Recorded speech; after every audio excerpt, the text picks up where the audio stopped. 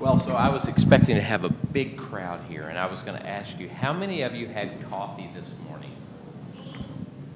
Okay, so yeah, a little bit smaller percentage than normal for the U.S. market. U.S. typically about 85% of the U.S. market drinks a cup of coffee sometime during the day, mostly in the morning. But the question is the coffee and tea industry actually worth going after? And the answer is, yeah, it's worth chasing, because about 1.4 billion cups of coffee are consumed every day. Now, as I said, 45% of that global consumption is consumed in the U.S. So far, far, far more than what you would see in other countries. Europeans tend to be second behind us in the consumption of coffee, but Asia Pacific far trailing, and the global market is valued at over 100 billion as of last year. So very, very, very large opportunities just in coffee. We'll get to tea in a minute. I've separated the two because of the vast difference of how they're approached both in the U.S. and on a global basis.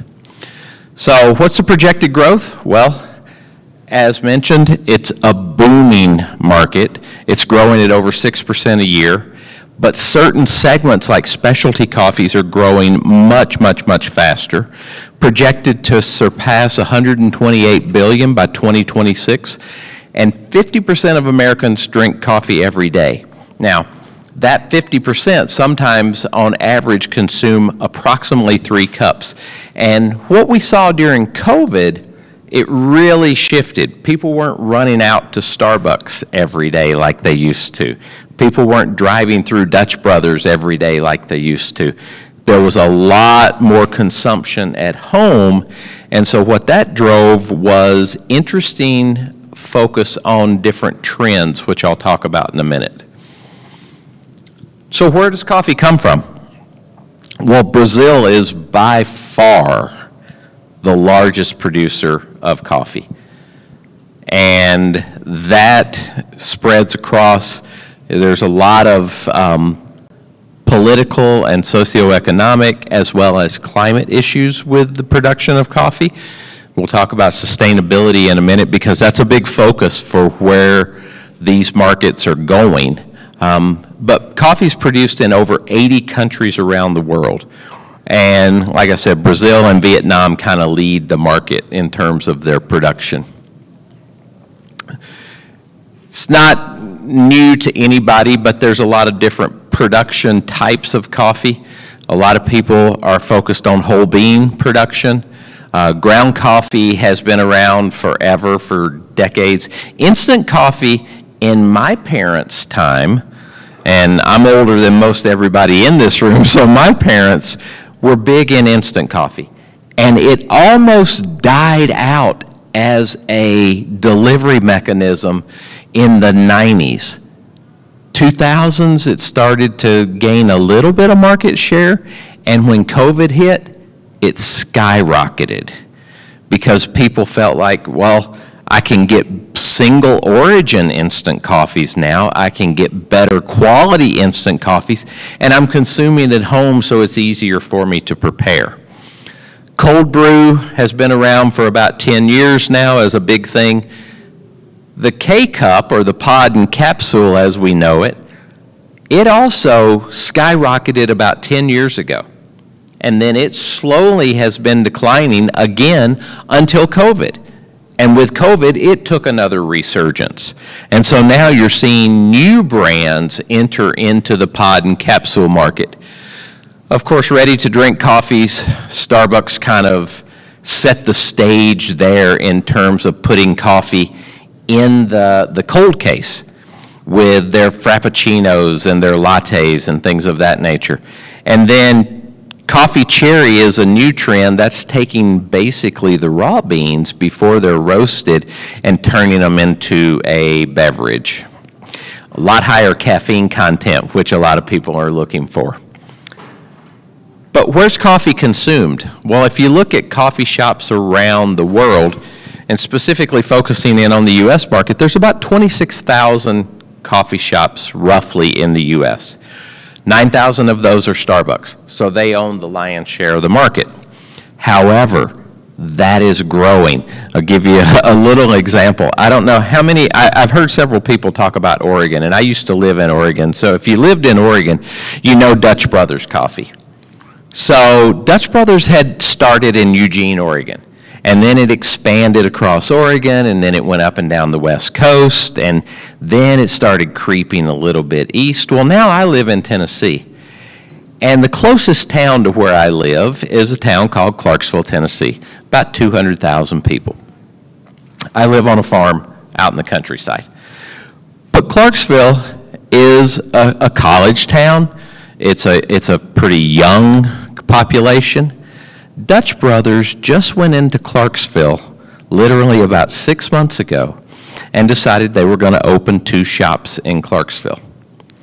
They bought the 2 existing Kentucky Fried Chicken franchises and tore the buildings down and built 2 Dutch Brother coffee houses. So coffee is definitely a profitable business if they can afford to buy 2 Kentucky Fried Chickens and bulldoze them and put up 2 Dutch Brother coffee shops. So it's growing. They're estimated to be about 50,000 coffee shops, so double the number in the next 3 to 5 years. Some analysts will say 3 years, others will say 5. But this is also spurred by the fact that we're coming out of, quote unquote, COVID, and people are getting back out again. And they want to go to a coffee shop. They want to go to some place where they can enjoy the consumption of the beverage as well as have a social experience. So at home, as you can see, it's about 90 billion, so almost twice the size of the out-of-home market. And single-serve pods and capsules, as I mentioned, and instant coffee, growing at 6%. Both of those categories, pods and capsules and instant coffee, had been declining in double digits prior to COVID. So what's happening in coffee? I mean, what is there new about coffee? Well, like I said, instant coffee's making a resurgence, but that's not really new. Locally roasted coffee, though, is very new. As one of the earlier presenters talked about, harvesting our vegetables and then putting them on a truck for 7 to 10 days. That's not how they're meant to be consumed. Well, coffee has a freshness that expires as well. So when you roast the coffee, if you've ever had fresh roasted coffee, it's life-changing. It is an experience that is beyond compare. So local roasters are gaining in popularity. I personally buy from a roaster that's located in Canton, Georgia. I live in Tennessee. I buy whole bean because I have a machine that grinds it and makes my coffee for me every morning with a push of a button. When I order my coffee from this particular roaster in Georgia, he roasts it the day after I order it. It's not roasted until I order it. And he ships it FedEx overnight after it comes out of the roastery. Now, you pay a little bit more for that, but I get fresh coffee. Flavored infused coffees, infused in all sorts of ways. You can find mango-infused coffees. You can find mushroom-infused coffees. Coffees aren't known, you don't think of coffee as a quote-unquote healthy drink. So the coffee companies are trying to infuse coffees with things that are healthy, mushrooms being one of them.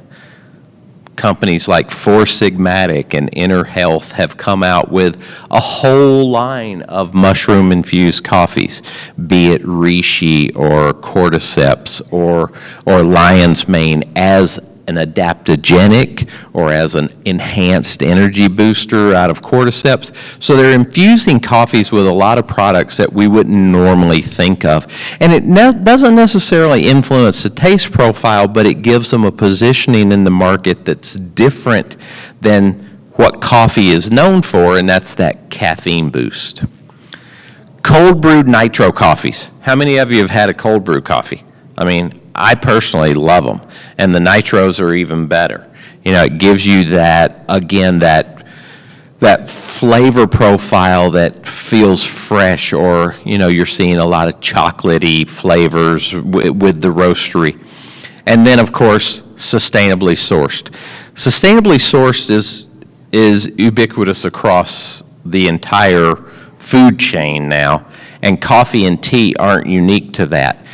There are, however, some very clear alignment to some of the more standard protocols around sustainability, like fair trade. Fair trade coffees and fair trade teas have been around for a couple of decades now.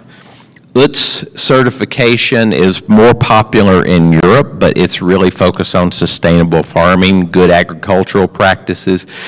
You'll see things like Global GAP, the farming practices that align with ISO standards. Of course, organic, biodiversification, regenerative farming, Rainforest Alliance. Bird friendly is an interesting one. I didn't realize that until I was doing some research around coffee that, you know, it actually is the way they farm or harvest some of the trees is actually damaging to the birds. And so bird-friendly farming and harvesting is something that is actually a focus for the coffee industry. And then, of course, carbon neutrality. You know, there are a number of farms that are focused on carbon neutrality within the farm, but as I said earlier, you know, coffee's mostly grown in Brazil and Vietnam and along the shores of Africa. So the carbon footprint of getting it here to the U.S. is something that's quite significant. Tea's the same way. You'll see when I talk a little bit about tea where the growing regions are and the impact that that has on the global climate. So climate change obviously has been a huge challenge across all agricultural industries. There was a severe drought in Brazil over the past 2 years, and it's driving the coffee prices through the roof. You're seeing it at the grocery store, you're seeing it in Starbucks, you're seeing it everywhere that coffee is sold. Add on top of that a couple of hurricanes that hit the regions of Honduras, Nicaragua, Panama, El Salvador, Guatemala, wiped out lots of the coffee plantations. This is something also that I didn't really know until I researched this. It takes 39 gallons of water to grow 1 cup of coffee beans. That, I mean, if you think about that, now obviously a lot of it's rain. You know, a lot of it is the rain that falls, but that's a significant impact if you fall into a drought region, you know, or if Brazil goes into a drought.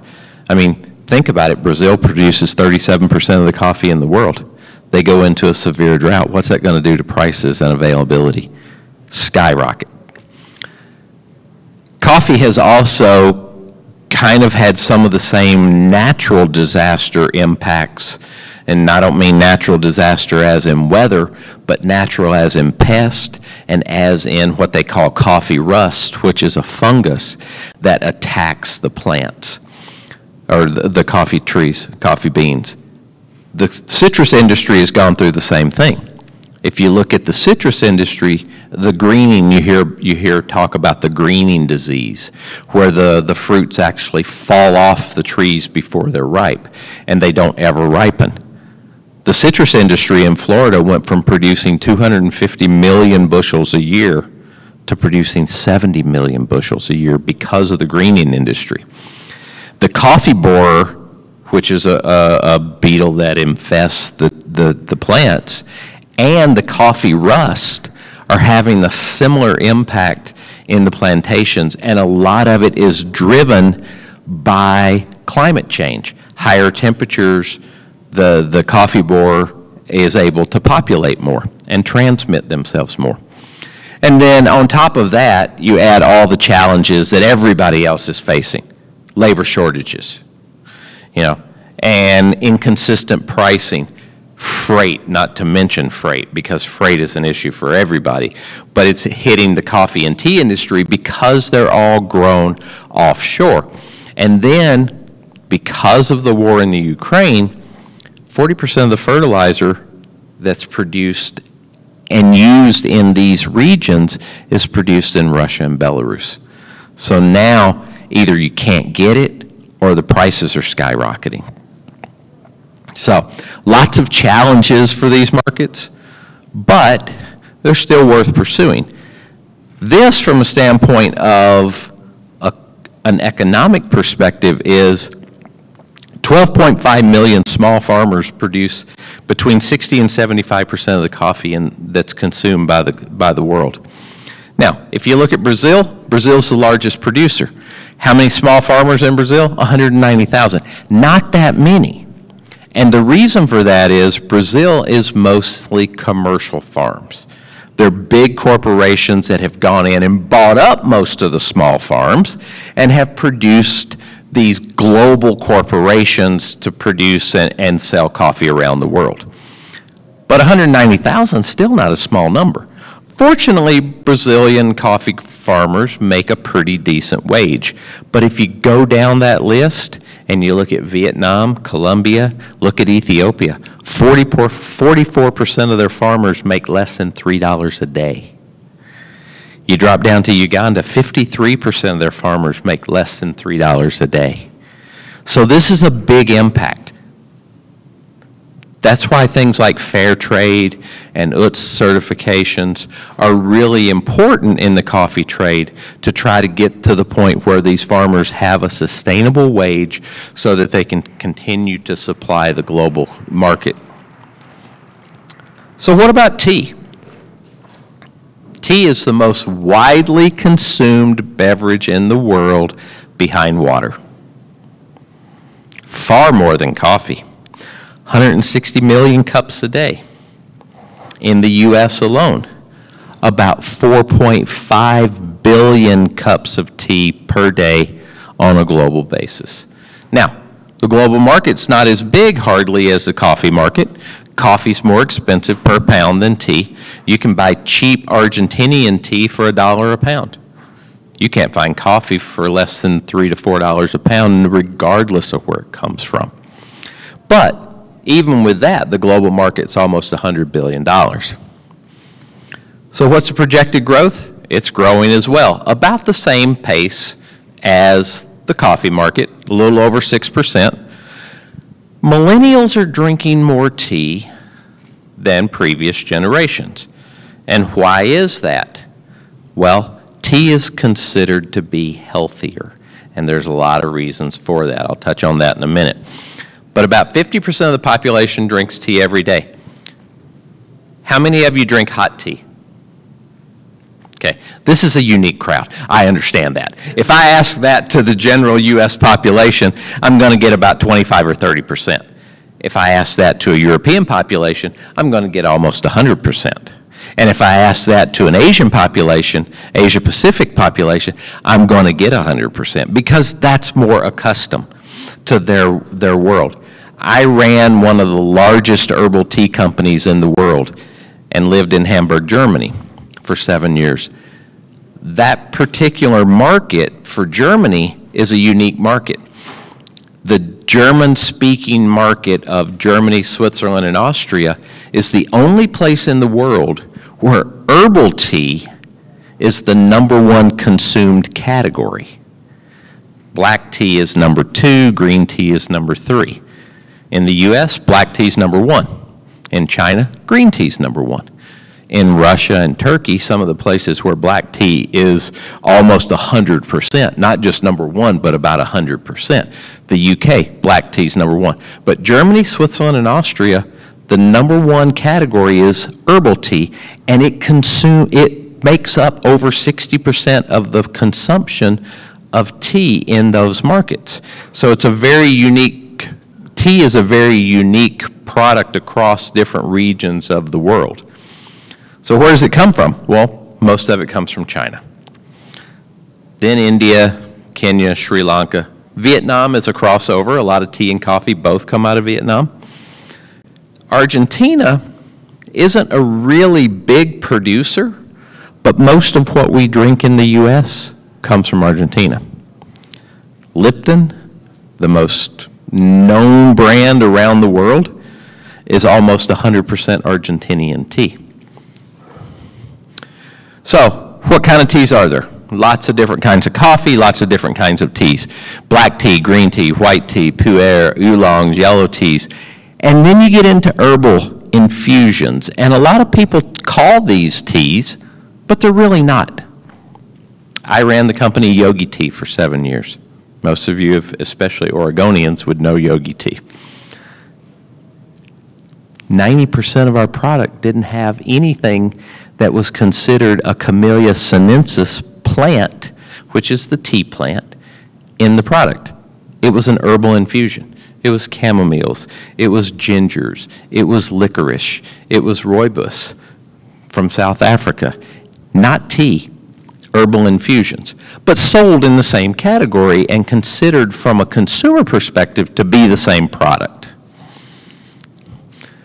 Unlike coffee, which is roasted, tea is a very manual process.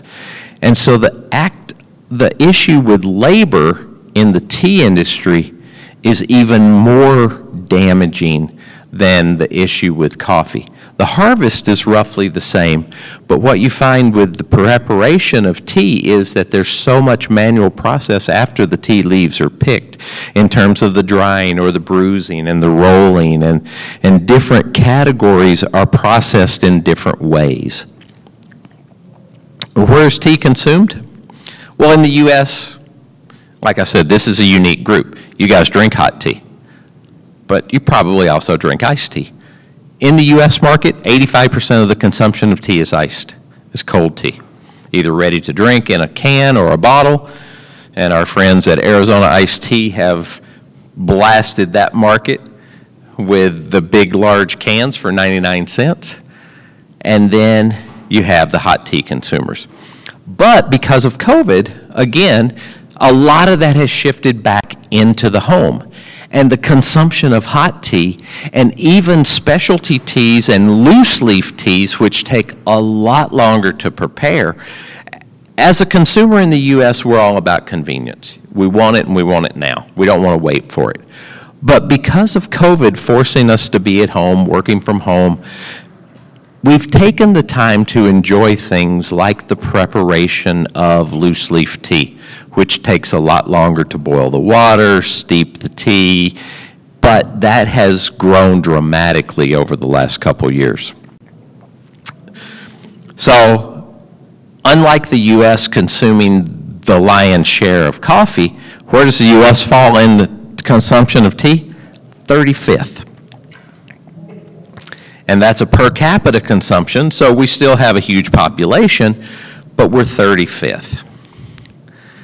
And how is tea packaged? Well, we all know how coffee's packaged in a bunch of different ways in terms of bags of whole beans and ground and in pods.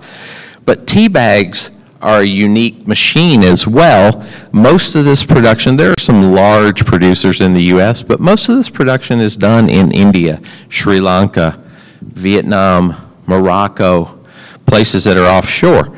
Now, this has had a huge, huge impact on the tea market in terms of cost, because you've all picked up a tea bag. Typically, the average amount of tea leaves that are in a tea bag is about 2 grams. So very lightweight. Imagine that if you're producing this product in India and you're shipping it into the U.S. You ship a 40-foot container. The pallets in the truck, in the container, actually weigh more, almost double the weight of the product itself. You're basically shipping air. and container rates from India have gone from $7,000 on average about a year ago to $23,000. Now multiply that across your boxes of tea, and you see what it's doing to the price of the tea in the retail and out-of-home market. So what are the trends in tea? Well, as I said, tea is considered to be healthy, so there's a big function on that. Why? Because of the polyphenols, because of the catechins in tea, they're very healthy. Tea is not unique to coffee. There are a lot of infusions, hemp, CBD, mushrooms, single source origins, much like the coffee. You'll see pods and capsules growing in tea. It's a little bit different to put a pod and capsule in tea because tea tends to be steeped over a longer period of time. You put a pod or a capsule into a machine, press a button, and in 20 seconds you have a cup of coffee or a cup of tea. So you don't get the same effect of steeping tea. So you're finding tea machines that actually burst the steam and the hot water over a longer period of time to give you the same effect and the same quality of product at the end in terms of a cup of tea. Cold brewed teas. Tea is one of those products that didn't have to worry so much about having a microbial kill step in terms of the production of the product because you were putting it in boiling water and that was your kill step. Well, now you've got cold brew teas where you drop them in a cup of cold water or a pitcher of cold water. And so the industry in general has had to go through a change and introduce microbial management into the tea category. And again, sustainably sourced and packaged. I won't go through this, but you just type in health benefits of tea and you'll get mounds and mounds and mounds of data. High in antioxidants, there's all kinds of claims, but the point is it's a healthier beverage than what's out in the market for the most part. Sustainability covers basically the same categories as coffee. Fair trade, UTZ Alliance. There is an ethical tea partnership that is focused on specifically on tea growing regions to try to ensure that there's a fair, better life for farmers, more education, and a focus specifically on the tea industry. Some of the same challenges: drought. Sri Lanka cut the category by 50% a couple of years ago. Erosion. Tea plantations tend to grow up in the mountains, high up on the hills. The higher you go, the better the tea, oftentimes. You talk about Darjeeling and Ceylon, and some of those are grown way up in the mountains. And you know, your first flush Darjeelings are considered some of the best teas in the market. And they grow up in the mountains. So if they don't get the rain, or then they get too much rain, and then you get the severe flooding and erosion. And then the same issues, you know, fertilizer, COVID, labor shortages. You're seeing all the same issues across this category as well. So in summary, and I'm almost out of time here, I see, but the coffee and tea industry collectively is about a $200 billion category, growing at 6% a year. Both are severely challenged by climate change, severely challenged by labor shortages, rising prices. Prices are predicted to go up anywhere between 12 and 25% over the next 3 to 5 years. I'm seeing price increases in the market as high as 40% in specific categories. Sustainability is becoming a big issue. There was an article that came out in the BBC a few years ago about the pyramid tea bag. And most of you, I'm sure, have consumed tea that comes in the pyramid bag. Most of those were made from nylon. And if you put nylon in boiling water, what does it do? It kind of melts. And so people were getting melted nylon into their tea. That's been a big issue, and the tea category has moved away. But that's driven prices up. So now you've got plant-based material being used for the tea bags and the wrappers and whatnot, but that's more expensive and it's driving up prices. But that doesn't mean that there's not new entries into the market all the time. There's new brands popping up every day. And there's consolidation going on in the market. Unilever was the largest consumer or largest owner of tea brands up until about a year ago. And they sold their entire tea portfolio, which included Lipton and Tea Pigs and Pukka and a number of other brands. They sold it for about $5 billion. So it's definitely an industry that is growing and has a lot of potential. So I'm out of time. I will take a couple questions if they don't run me off the stage. So, yeah.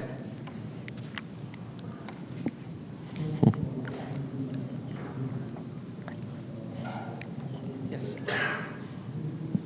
So, is this on? Sorry.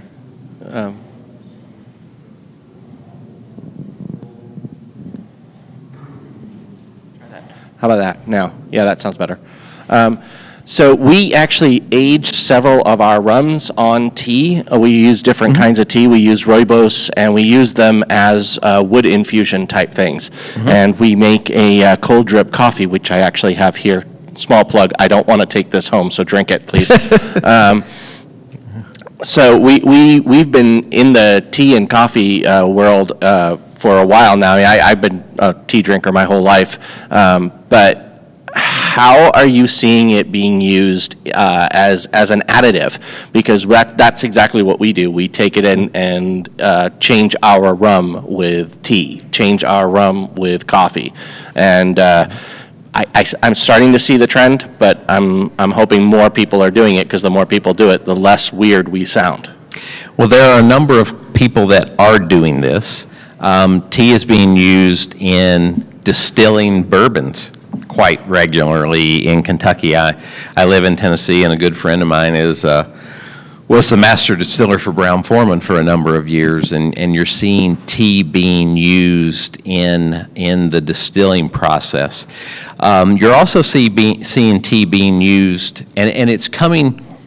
Tea's been used in Asia in cooking for centuries. One of the more popular Asian restaurants in the U.S. obviously is P.F. Chang's, the chain. If you look at one of their menu offerings, it's one of the longest running menu offerings that they've ever had. It's called the Oolong Sea Bass.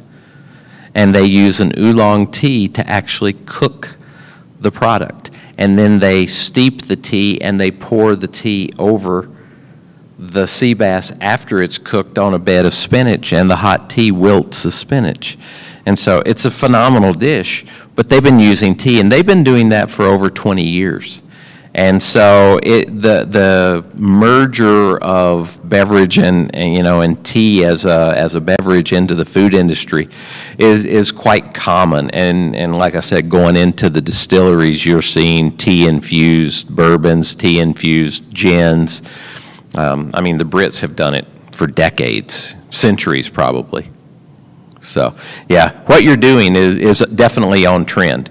And we're seeing a lot of the beverage agencies, the beverage architects, if you will, the guys that are designing for the restaurateurs and the bars and the hotel chains, incorporating tea into alcoholic beverages as a base, as opposed to using a fruit juice, which is high in sugar and things of that nature. They're using tea, which is considered a healthy alternative. Mix it with alcohol, I'm not sure how healthy it is at that point, but but it's all about marketing at that point. The more alcohol you have, it can gain you the fewer COVID. That's right. That's right.